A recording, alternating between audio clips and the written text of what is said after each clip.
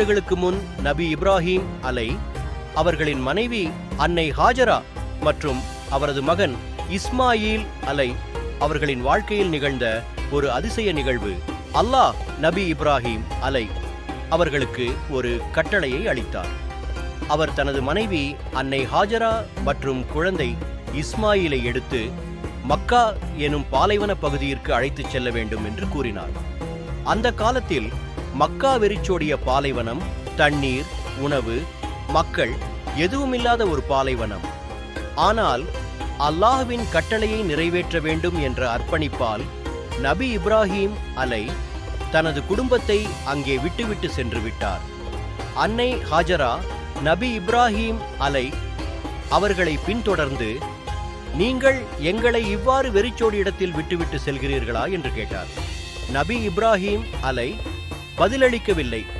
பின்னர் அன்னை ஹாஜரா கேட்டார், இது அல்லாஹ்வின் கட்டளையா?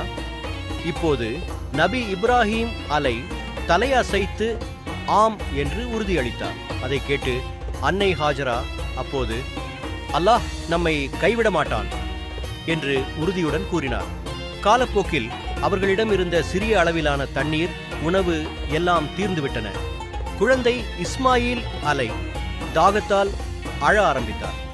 அன்னை ஹாஜரா தண்ணீரை கண்டுபிடிக்க முனைப்பு மிகுந்தார். அருகிலுள்ள சஃபா மலை மீது ஏறி பார்த்தார். தண்ணீர் எங்கும் இல்லை. மர்வா மலை வரை ஓடினார். ஆனால் அங்கேயும் எதுவும் இல்லை. இது 7 முறை நடந்தது. இன்று இது ஹஜ் மற்றும் உம்ரா செய்யும் யாத்ரீகர்கள் செய்யும் சஃபா மர்வா சாயி என்ற ஒரு முக்கியமான பகுதியானது. கடைசியாக இஸ்மாயில் தனது காலால் தரையை உரசிக் கொண்டிருந்தார். சில வரலாறுகளின்படி ஜிப்ரீல் தன் சிறகால் மண்ணை அடித்தார் என்ற 2 கூற்றுகள் உள்ளது. அதனால் அங்கே ஒரு ஊற்று நீர் வெளிப்பட்டது. அன்னை ஹாஜரா அதை கண்டு மிகுந்த மகிழ்ச்சி அடைந்தார். அவர் மண்ணை சேர்த்து கொண்டு சம்சம் சம்சம் போதும் பாத்தும் என்று கூறினார். இதன் மூலம் சம்சம் நீர் உருவானது. சில காலம் கடந்த பின் சம்சம் நீர் நின்ற இடத்தில் பறவைகள் சுற்றி வரத் தொடங்கின. இதை பார்த்து